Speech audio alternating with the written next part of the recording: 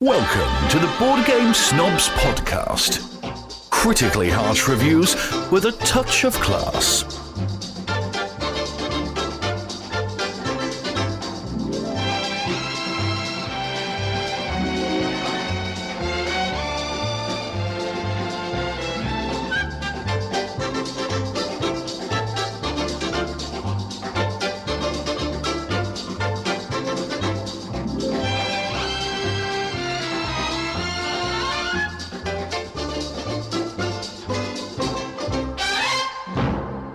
And welcome. Oh, I didn't say go. Sorry, do it again. Do it again. Jump the gun. You're really excited. Premature starting off. Rich. Premature introduction. Yes, go ahead. And introduction. Vamos. Well, hola, and welcome to the Board Game Snobs podcast. This is the only podcast that you are going to enjoy for the next 30 minutes because once we start talking, you're just not going to want to turn us off. Maybe because of our sexy, sultry voices. Titillating. Titillating. I like that term. Send us an email or hate mail at boardgamesnobs@gmail.com. We're going to talk about a few things. One of which, if you don't mind, Gabi, if I could be so presumptuous, instead of you doing your normal banter, I would like to kind of take the edge off that for a little bit. Oh, okay. Let's kick back. I can relax. Oh, I know you can relax. But I mean, kick back and relax. If there's one thing I know how to do, it's relax. What is relaxing to you? This right here. Exactly. Talking to you and drinking Kilburn. Hearing your voice, I'm relaxed. It needs to be a little bit softer, a little more whispery, and I'll be asleep. So we were on Sporadically Bored, perhaps you've heard of it, another podcast based in Britain. And they had several questions that were posted for us in their Facebook group that we unfortunately didn't have time to answer. And I made the mistake of saying, we are going to answer these at another later date. We're stealing them. It is now at that later date. And so I will read these questions to you, and we're going to do our best to answer them. So Gabi, this one has to deal with movies. And this is asked by none other than Michael Vanoy. Tanoy Vanoy. Let's not have that discussion again. What movie trope annoys you the most? Asked Mr. Vanoy, the Tanoy. What annoys you the most? Fortunately, I had seen this question, and I have prepared an answer. It's usually in movies where people gain powers of some sort, and for no reason at all, they decide not to tell their dearest, closest, bestest loved one or friend or family. So you mean to tell me that if you gained some sort of power, you would right away text me and be like, Jerry, my skin is super elastic or something? Yes. No, well, I don't know that I would go out of my way to tell somebody, but I wouldn't go out of my way to keep it a huge secret just for fabricated dramatic tension. Just so now he's got a secret that he can't share. So now she or he doesn't trust him. He's being weird. What's going on? I hate that. It's happens all the time on the CW. Fabricated dramatic tension. That is a great phrase. That needs to be on a t-shirt. Write that down. Don't tell Aunt May. Is that Spider-Man? Because she'll rat me out to who? Yeah. No. The thing is, they usually say to protect them. If you're a bad guy, you're going to kill Spider-Man's nearest relative anyway, whether she knows it or not. That's stupid to me. I could shoot webbing out of my orifices, Aunt May. I mean, that's something. How do you have that conversation? How do you have that conversation? You just demonstrate it. If I had some sort of weird power, though, that couldn't be demonstrated, what if I could hear the thoughts of goldfish? That's something I would keep to myself. That'd be like, that's why Jerry never goes into PetSmart. Well, I mean, okay, now see, but that's different. Now you've stumbled upon something different. If there's something that is completely insane, such as I can hear the thoughts of goldfish. Not the crackers. Those are, well, they're non-sentient, so, or maybe they are sentient and we're eating them and they scream and I found with that each out. bite. Yes. Okay, so if you discover that, well, that might be a little more iffy than, say, I can climb on walls and easily show you so as to assuage any fears or doubts about me being weird around you. I can control anything that's green with this ring. But then again, that does kind of freak me out that this trope has caused young people who actually have superpowers to hide them. What if Enrique actually has superpowers and he just won't tell us? Maybe he is Batman. No, his superpower is he can drink Dr. Pepper hot in large volumes. Did you see the trailer for my man Pattinson being the Batman? Yes, and it looks so good. That looks like Nirvana song just kills me every time. That looks like the Batman I've wanted to. I don't know where I said this, but I have said Batman in the comics is one to be feared. Right. People are scared of him. I've never seen that in the movies. He looks goofy, or it's just not scary. This one looks like they're scared of him. I would be scared. Like he's a lunatic. And that's the Batman I want to see. People are making fun of the dark eyeliner. They're like he's like an emo Batman. But really, there has to be that beginning stage of a young Batman who's learning the ropes and is just vengeful and angry. And thus makes people fear him because he doesn't have the self-control that a much more aged Batman would. I think that's an interesting take, especially that they're using the Riddler and, of course, going for a darker theme, but also at the same time sticking to... And with a Batman, I mean, his is all emotional trauma. So he would be going through a lot of things, as opposed to, like we just said, like Spider-Man, like something that physically might change the way he acts. But don't you know that when all these superheroes get together for therapy and they're like, so how did you get your powers? Well, this guy, I got bit by a spider on a school trip. And the other one's like, what happened to you? Oh, I stood too close to a nuclear reactor. What about you, Batman? My parents were killed. In front of me. Starts uncontrollably weeping. And then he decided, I'm going to clean up the city. My mama, what's his mama's name? Laura? No. Oh, Martha. Martha's pearls bounced in front of me. As a small child, I dream of her pearls bouncing. What's with the pearls? Every movie. What is with those every pearls? Freaking movie, you see them pearls bouncing off the sidewalk. The original Batman, Jack Nicholson, the Joker, shooting that poor Martha and those pearls bouncing. That was the first thing I ever saw in a movie theater. And that still, to this day, sticks with me. Yeah, that was the first movie I ever saw in a movie theater. My first movie, wow, you had a different set of parents than mine. Well, I snuck into that. Well, they were having it was this old movie theater that just had 2 screens. And so one side was always kids movies, like The Little Mermaid and stuff like that. Disney stuff. And Disney stuff. They would just repeat old Disney movies. That's all we had back in the day. That was for children. Right. Was Disney. So we'd go there to watch something. I would sneak out. And I snuck out and watched one of the greatest films of all time. And I remember the VHS tape. I remember my dad buying the Batman Michael Keaton VHS tape and my dad laughing every time. We rewound it, that part where Jack Nicholson pulls that big old long gun out of his pants. And my dad's like, there's no such gun, son. No, there's not a gun like that. But if there was, I'd buy one. It was, anyways. I think I remember all the Disney.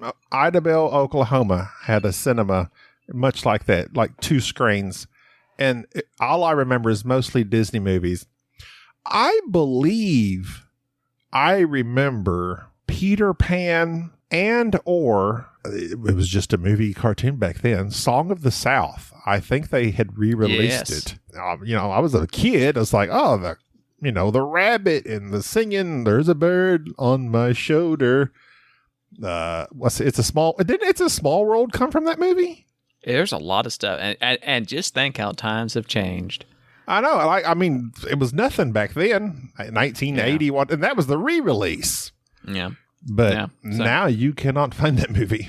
Yeah. So what movie tropes annoy me besides racism? The thing that really gets me in movies is when somebody dies and they die just so that it's dramatic. For instance, I'll just use Rogue One as an example. The dad gets shot and the daughter runs up and he gets to say something before he passes away. That gets me each and every time. It's like, why go for this dramatic death? The death is no more meaningful because he got to look you in the eye and say, oh, well, Starfish or Stardust or whatever her name was. I can't remember. Starscream. I did die. That's just such a goofy trope. Don't do that. Somebody's death should be enough to carry the emotional trauma. Martha, her pearls just dropped. That's it. She didn't yell, Bruce. No, she just died. So you're talking about okay, yeah. Go ahead, move on. I could stay on this all day. I could do this all day. What's that from? You won't know. Do too. What? That's Any Given Sunday. I don't know. My man Jamie. Our good friend Cody Sonnengard. Sardengard. Stop. That sounds like Snodgrass. Go. No, that's Sonnengard. He's from Skyrim. No, Cody Sonnengard. He's from Michigan. Asgard. That's what I said. Asgard. Asgard, Michigan. The Gamecasters are in Michigan. From the Sonnengard. He says, how do you learn about new board games to try, and what hooks you the best into trying particular games? So I generally learn about new board games from just, getting on BGGs, looking at the hotness when it used to be on there. But mainly also, I've signed up for a lot of news releases. This sounds stupid, but from different companies, just so that they'll email me and say, hey, this is... No, I like news releases. I was reading Jamie Stegmaier's. Yeah, there you go.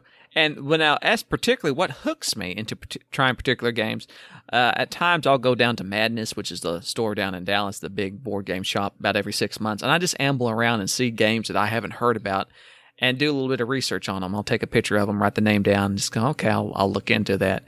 And what generally hooks me is, one, the mechanics, two, the board. Like, does the board look like it has been designed by a sane person that knows, not just pieces everywhere and tracks, but something that looks playable.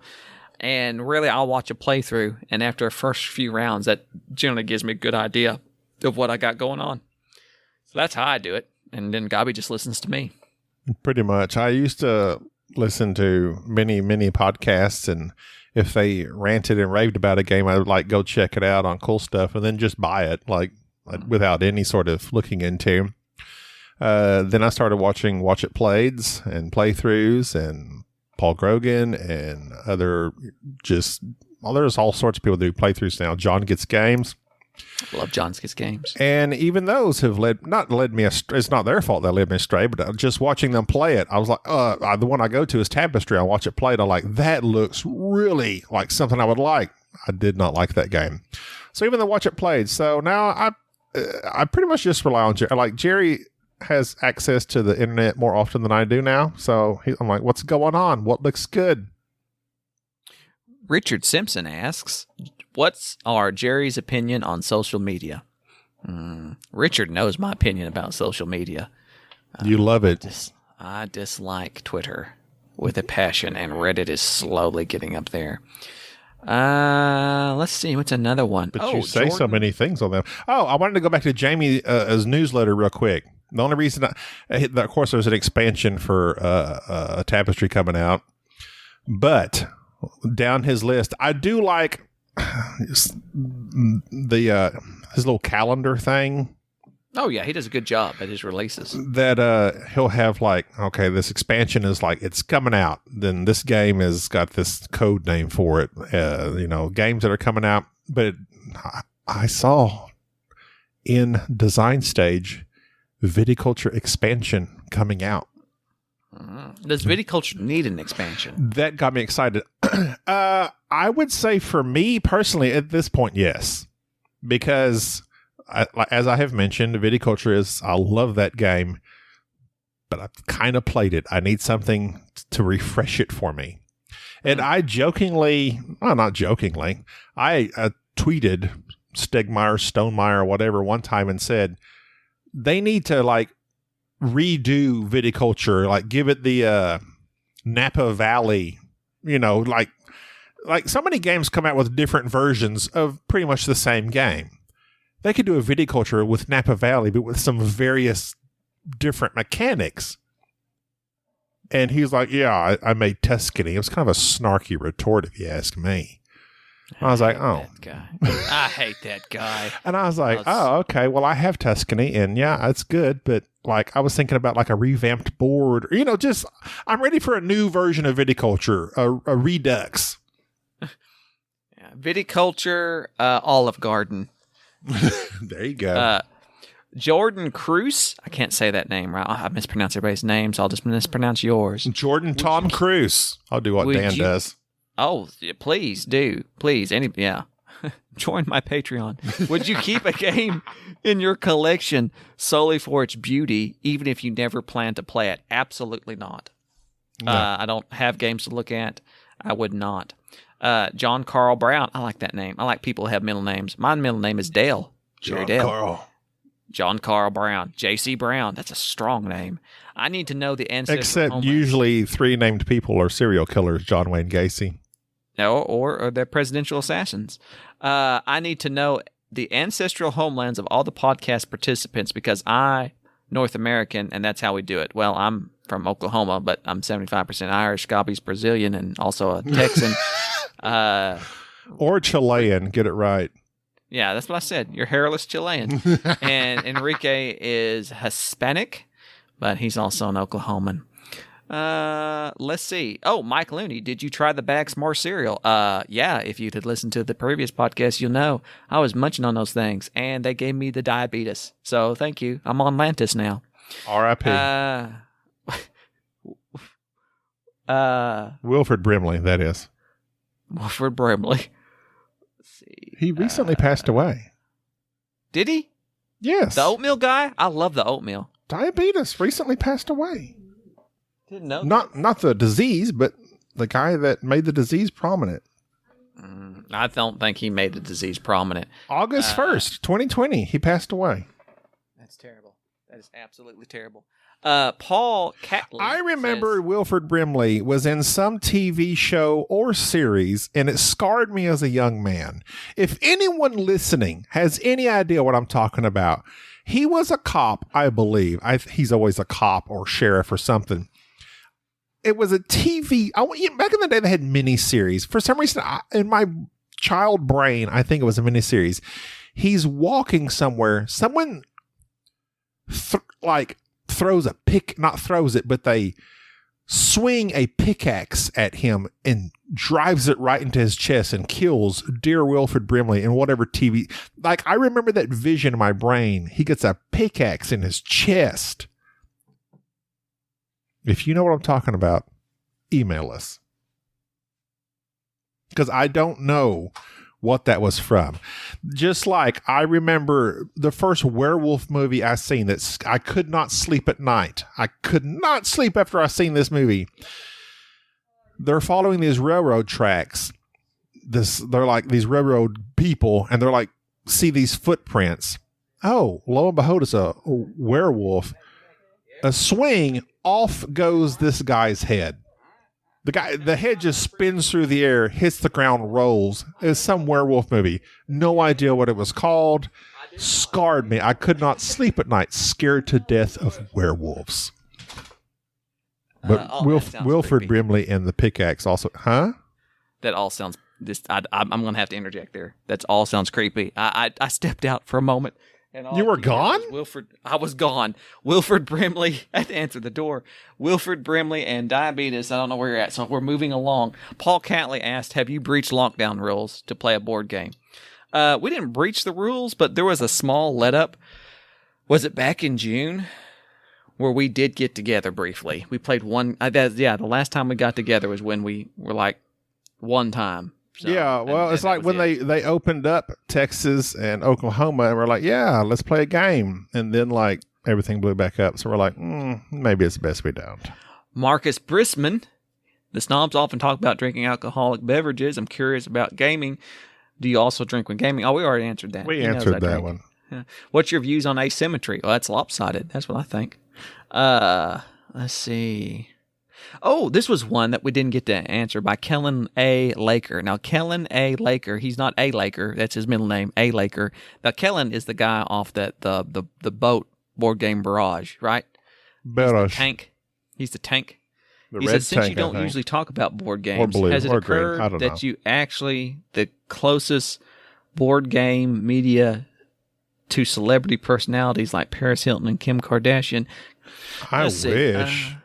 That's hot. Here's a good one. But two of them, Kim K and Paris, you know who they are. I know who they are. As long as people know who we are, I consider that a win. I do. Donate to our upcoming Patreon. Jerry, you need to get them levels figured out.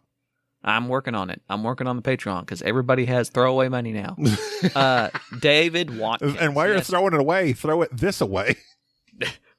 Come on. David Watkins, he says, has banter become an excuse for people to be offensive?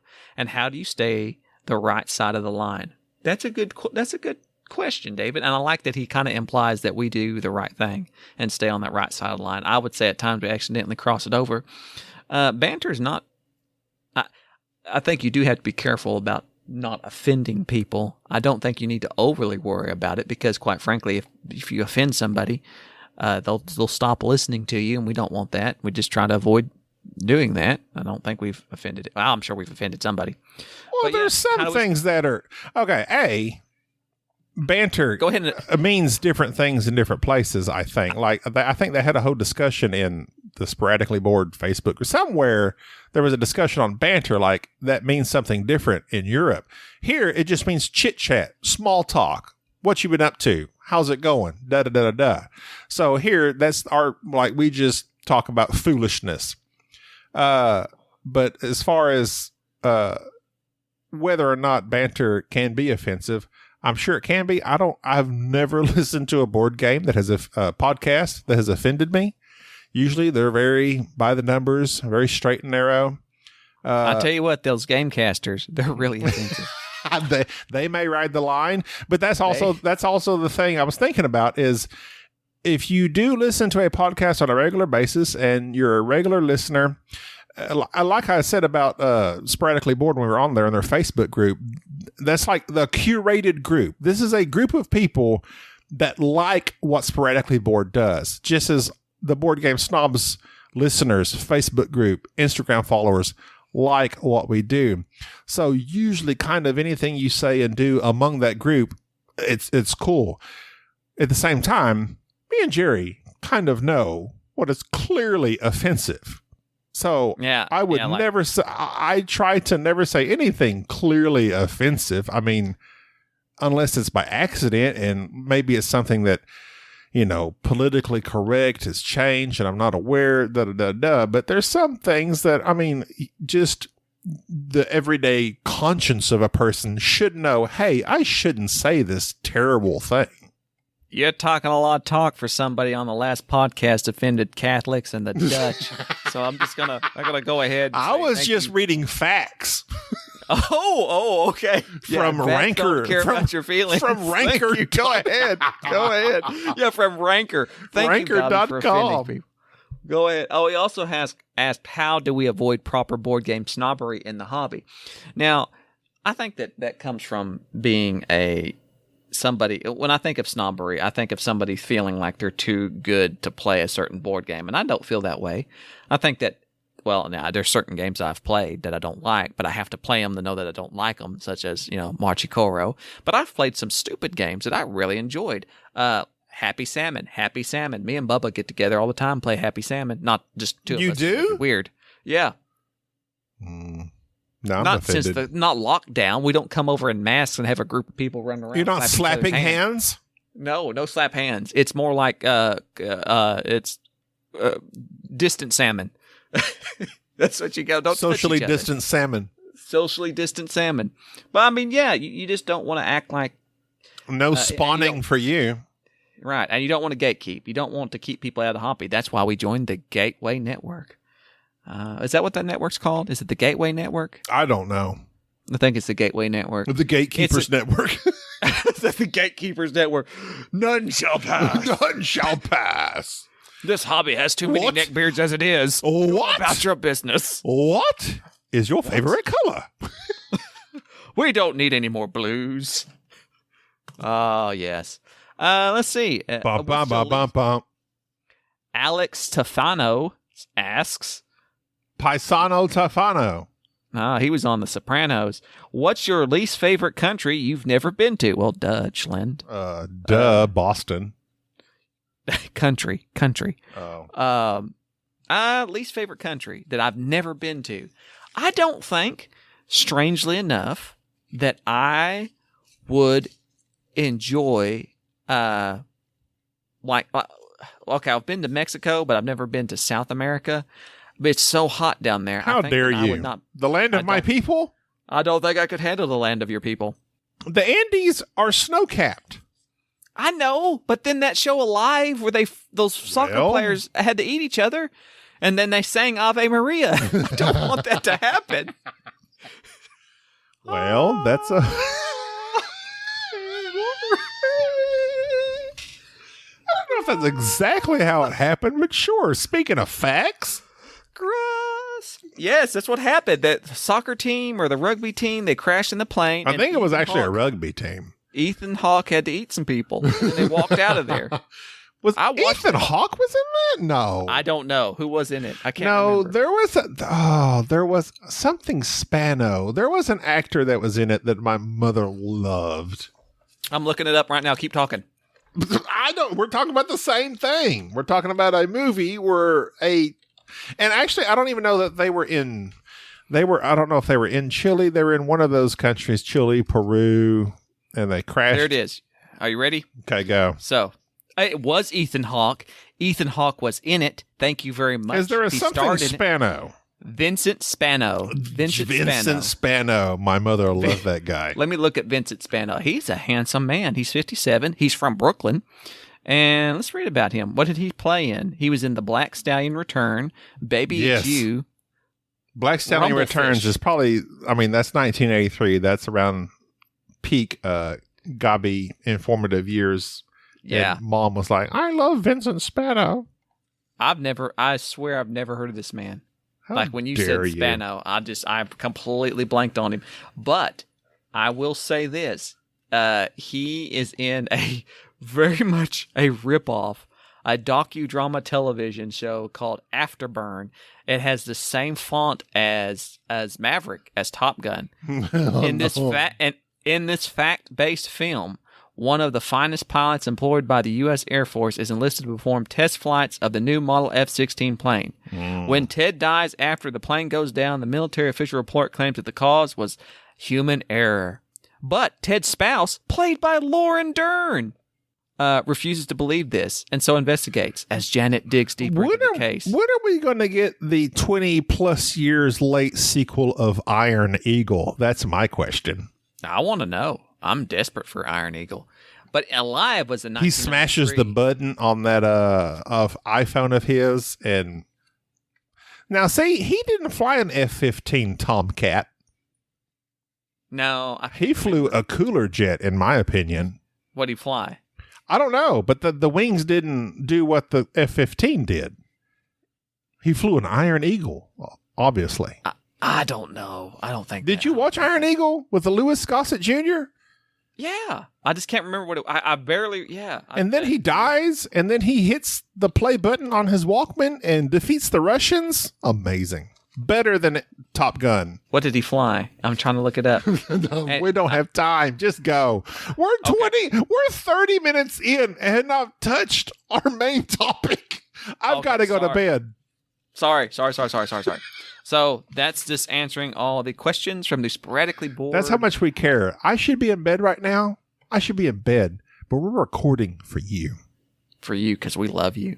We love you desperately. We love you, Vincent Spano. Iron Eagle. Iron Eagle. Oh, Louis Gossett Jr. Enemy Unseen. Remember that? Oh, I remember Louis Gossett. I remember him from give me a second. An Officer and a Gentleman. Never seen it. No. I've never seen that movie. No. You're kidding me. I've never seen that movie. I'm talking about I'm not talking about I'm talking about the one with Richard Gere, The Officer and a Gentleman, the romantic drama. It was 1982. I'm not talking about the other one that everybody gets confused with it. Louis Gossett Jr. Yes. Yes. Yeah. I know what Richard you're talking Gere. about. Okay. Enemy Mine, not Enemy Unseen. Enemy Mine, Louis Gossett Jr. played like an alien, like a... Yeah, I know what you're talking about. Enemy Mine is like one of the greatest films of all time. A binary alien. Like he thought he was a dude, but like he was having a baby. And it's asexual. It just asexual, yes. Yeah. That was a great movie. Dennis Quaid.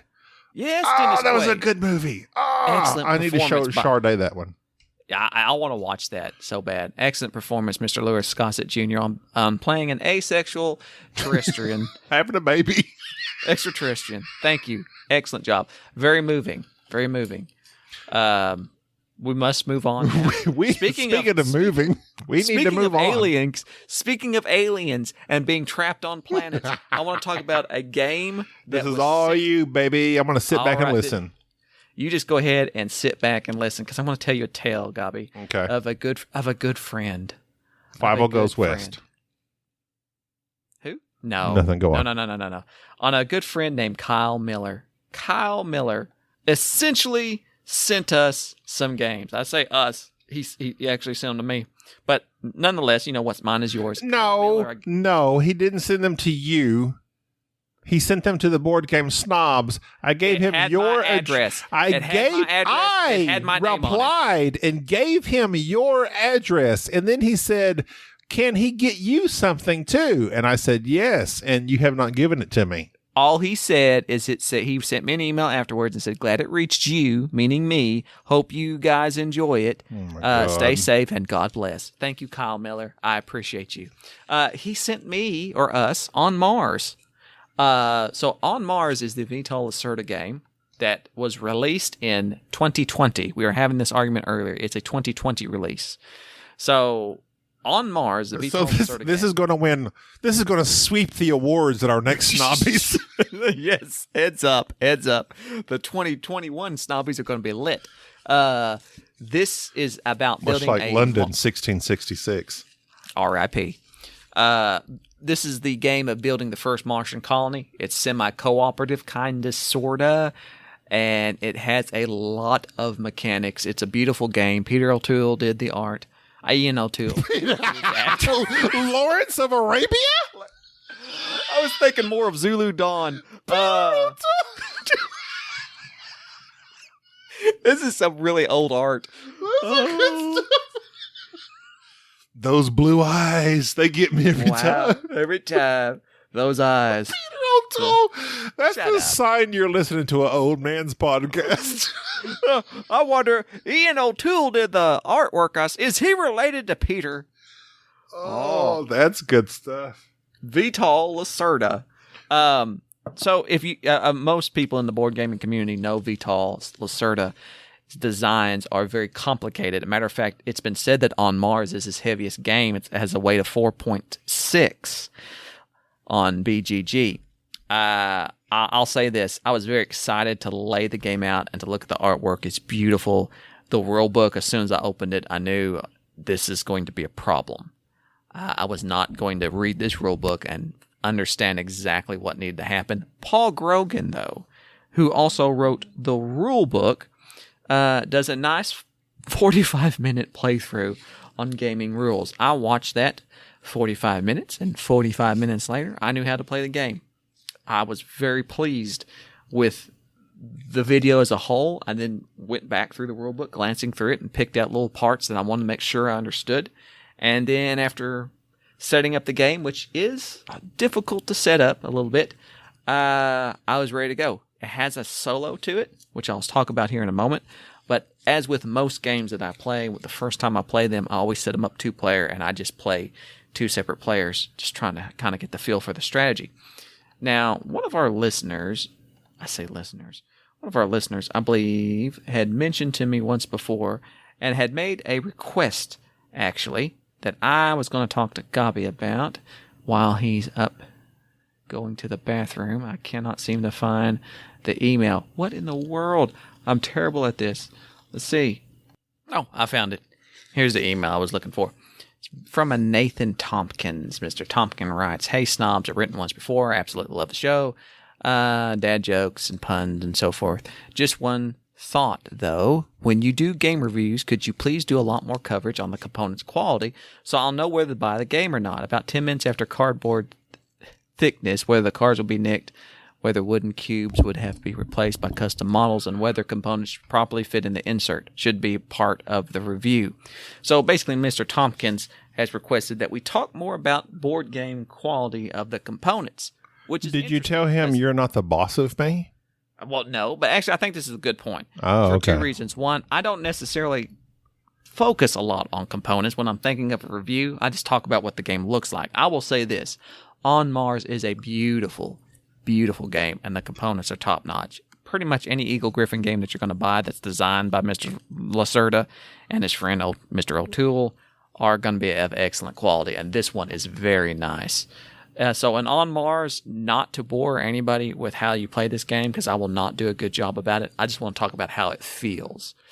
Now, the mechanism of the game is pretty straightforward. You've got 2 sides of the board, and it's pretty much action selection or worker placement. There's these 5 spots on one side, 5 spots on the other. And if you're in space at the space station, you're on this side of the board. If you're on Mars, you're on this side of the board, and you have these action spaces. The action space shows a meeple, then you have to space. The space. Are you the space in space? If it shows a meeple, you got to put a meeple there to use the guy. You got to put your little spaceman there to use it. If it does it, then you can just do the action, and that's pretty much it. That's the game. You know how to play On Mars. Yeah, done. Move on. Holy cow. I won't dive into the complexity of each little move that must be followed to complete your actual turn. But what is so interesting about this game is the timing on it. I've talked a lot in the past about games like Zulkin, that you have to time everything that you do. And when something works out and the timing is perfect, it's a great feeling. Now, I didn't really particularly enjoy Zulkin, but On Mars has a particular hook much like that. The space shuttle that's going back and forth from the planet of Mars up to the space station, every so few rounds, depending on which round you are on, the spaceship travels, and you can travel with it. So you can go up into space to the space station and do research and get materials that you need and hire crew and so forth, scientists. Or when it comes back down to Mars, that's when you have the chance to build buildings and to kind of move your rover around and explore. That's where the timing of the game, you have to really think ahead of where is this space shuttle going to be at? Am I going to hop a ride on it? And am I going to go down to the planet and do as much work as I can before I go back up to the space station and have to research something? That is a very neat feeling. Mm-hmm. And it requires a lot of patience and a lot of timing. Rocket and what ends up, it feels like a long time. It feels like. Keep talking. I'm going to sing in the background. Go ahead. It really does feel like that. She just when you're about bags last night pre-flight. See, we're hour 9 a.m. and I'm going to be high as a kite by then. Rocket Man. You're supposed to keep talking. I'm not gonna. I can't. You're enchanted. You're enchanted. I can't. And so I would just much rather just push through this and say, okay. Quite frankly, much like a hemorrhoid, push through it. I'm about to. On Mars is my favorite Vital Lacerda game. It is one of the best games I've played here recently, and I am super excited to play it again. I don't like the solo. I don't like the there's a deck of cards that you play against a bot that moves around and takes up spaces. I don't want to mess with the solo.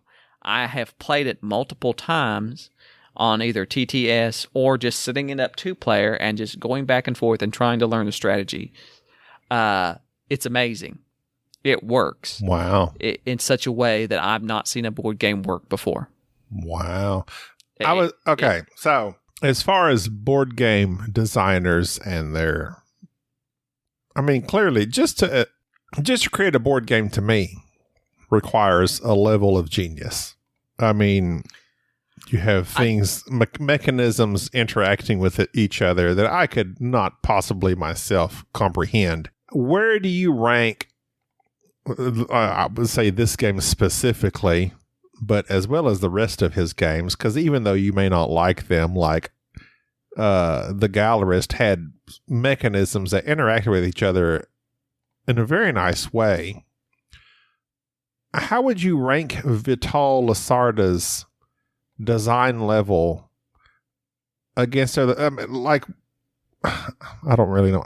I know what I'm trying to say. I can't express it. I think what you're trying to ask is how is he compared to other designers? Like, as far as who's his contemporary? Who is on the level of, like you were saying, like when you're reading the rule book, you cannot even comprehend what he's trying to do. But once you start playing it, like all you see how all these mechanisms are interlocking with each other, and you're like, oh my God, now I get it. And you're like, this is beautiful. It's amazing. It's genius. Where does he rank to you now that you've played this game? That's particularly not a difficult question. What his contemporaries are. Obviously, I really feel like he is up there with Martin Wallace in terms of being able to make systems that connect. And Martin Wallace is one of my favorite designers. There are also lesser known designers, but designers that you like, but you don't really remember their name, like Daniel Tassini. Now he's the gentleman that designed Zulkin and Voyages of Marco Polo, and both 1 and 2, and the Teotihuacan. He was actually one of the designers of Teotihuacan. He makes some very interesting. He utilizes basic mechanics, but then puts a spin on them. So, like how Martin Wallace can create such an economy in his games, it feels like you're running a business. Zulkin and Voyages of Marco Polo and Teotihuacan, they all have very basic mechanics, but they all require some twist on it. Like with Zulkin, it was the timing, and Teotihuacan, it was this try to get all your dice in the one area and having to manipulate these tracks. In Voyages of Marco Polo, it's this idea of I need these resources to travel on this map. Vladimir Suchy in Underwater Cities, such a great game. His ability to make a system that says, okay, all you can do on your turn is pick this one spot and play a card. Pick this one spot and play a card. Very simple. But Underwater Cities, there's so much complexity in what you're trying to do. It's the ability to take such simple mechanics and build a system around it that is so insane. Literally, On Mars is just what I said. The rundown of On Mars is one side of the board is 5 action spaces. The other side of the board is 5 action spaces. If you're in space, do those 5 actions. If you're on the planet, do those 5 actions. Sounds very simple. But when you set this game up and you look out, you have no idea what you should be doing. You have no clue where to start. The game actually gives you a deck of cards and says, for your first game, just do what the card says. Just go after, make this your goal. So you flip the card up and the goal is like, okay, build part of the colony. Build this one thing. Like, okay, I'm going to build a water plant. Well, what do I need to build a water plant? Okay, I need this. So I need to go here to get this resource. And then I need to go here to move my robot around so he'll be in a good position to build it. And then I'm going to go to this space. Okay, so I have to do like 5 things just to get this thing built. Right. And then once you get that built, turn that card in, draw another card. Okay, this card says, okay, now that you've done that, upgrade a building. Well, how to upgrade a building? Well, you need to go get a blueprint. And you need to go up here to get a blueprint. And you have these resources. You can go here and here and here. And after he has kind of guided you in that route, what ends up happening is on your next game, you realize the beauty of it is before the game even starts, you can have a plan. I can look out and go, all right, I'm going to hire a geologist. I'm going to buy this type of technology. I'm going to research it. I'm going to get these resources. Then I'm going to go down to Mars. I'm going to build this building, upgrade it, have these resources, explore over here, back and forth I go. And it's semi-co-op. And there's now there are some things that I find incredibly irritating about Vital Lacerda's games. And I will bring this up. So, for instance, in the Galers, if you listen to our old review of the Galers, one of the things that I absolutely hated about the Galers was the bump out. Yeah. And I remembered when you explained this, and I'm going, well, this is a worker placement. I put my guy here, and he's like, no, but I can bump you out, and if I bump you out, you get to do this action. I said, that's stupid. I should be able to block you. Well, it took a long time for me to realize the genius behind that mechanism, even though I don't like it. It's a move that entices you to get ahead of another player and go, okay, I'm going to go here and do this. And then either you have to go do something else or bump me out. And when you bump my meeple out, I get to do something a little bit extra. It's very insidious. On Mars has this mechanism of collecting these gems, these little crystals.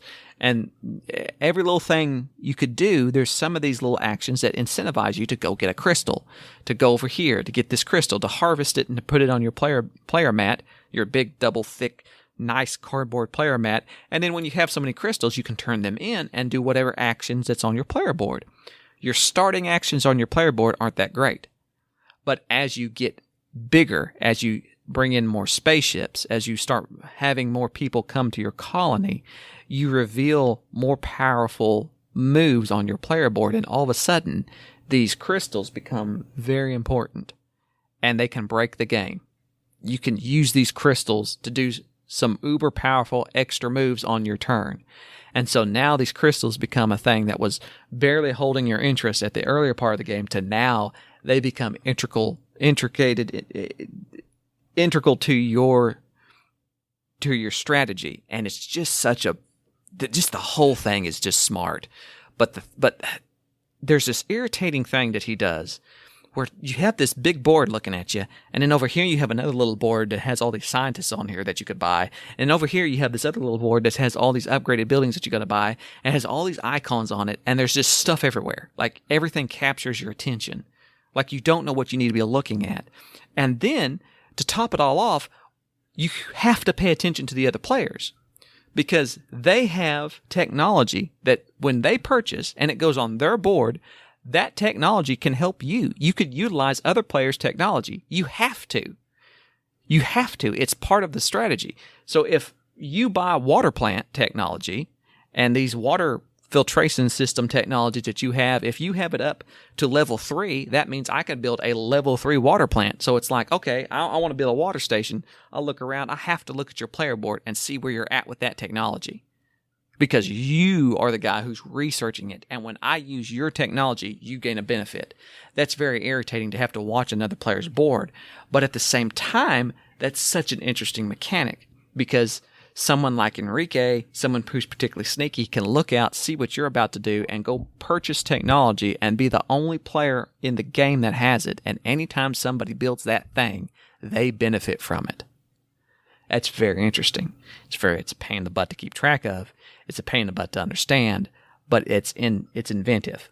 And so that's where Vital Lacerda has always lost me. He has so much going on that draws my attention away from just a pure mechanic. Like Martin Wallace tends to be much more straightforward. Play a card, do this thing, this is your goal. Vital Lacerda makes this huge game and says, just figure it out. And then there's all these extra free actions you could possibly take. This drives me insane. Like everything about this game, after I got done playing it, I thought, these are the things I hate about it. But instantly I wanted to play it again. And every time I do love the theme. I love A, space theme, and B, the whole colony on a space planet like that. I like that. Well, I've often said in the past, when asked about certain board games, about how do you know, what's that feeling that you get and that you know this game is good. And I often describe that feeling as if a game will give me pause. If I have to stop and think. Like a kitty cat? No, not pause. But like I have to stop and think. if I'm looking for a strategy and I go, I don't know exactly what I need to do here, and I have to. But you felt the same way about Kanban. Why is this different? Kanban to me, and I'm not. I have said in the past I didn't give Kanban enough chance. Like I irritated me, and I think the thing that irritated me about Kanban was one, I got Kanban the original edition back in the day. I was not ready for Kanban back in the day. I had not played many heavy games. And You're more of a Kantban. Right. And when I played Kanban, I was frustrated because it's supposed to be a solo game as well. There's supposed to be all this stuff that you could do with it. And I was not. All his games are solo. I find that interesting too. Well, they're solo capable. I'll say that. But I would give Kanban another chance. But Kanban did not make as much sense to me as On Mars. I will say that On Mars has given me more of a impetus to look at more of his games. Like I've enjoyed Escape Plan. Mm-hmm. I have Vinos, not the deluxe edition, but I have the old Vinos that a lot of people say never played it. I've opened it. I've read the rule book. I thought this is interesting, and I put it away. You liked Escape Plan? I liked Escape Plan. Vinos looks interesting. Kanban, I'm willing to give it a second chance. The only game of his that really fell flat for me was the Gallerus, and even still, I would say that I would give that another chance just because I can't quite verbalize what went wrong with the Gallerus. I just know there was a lot that I didn't like. Yeah, I really, that game also had incredible components. It had the freaking little easel you could put your painting on. I mean, it's just every game. That's why almost all of his games are like well over $100. Yeah. Which is why I thank you, Kyle, for sending this. Yeah, exactly. From what I can find on BGG, his first design maybe was Railways of Portugal. Vinos is one of his oldest ones. That may be his first original design. He made some game last year called Dragon Keepers. Never heard of it. He made Lisboa. That's a game that, again, I've heard very divided things on. Lots of people like it. And I think that he's a very polarizing designer. Right. Either people love him or they don't even mess with him because they know this is going to be too much for me.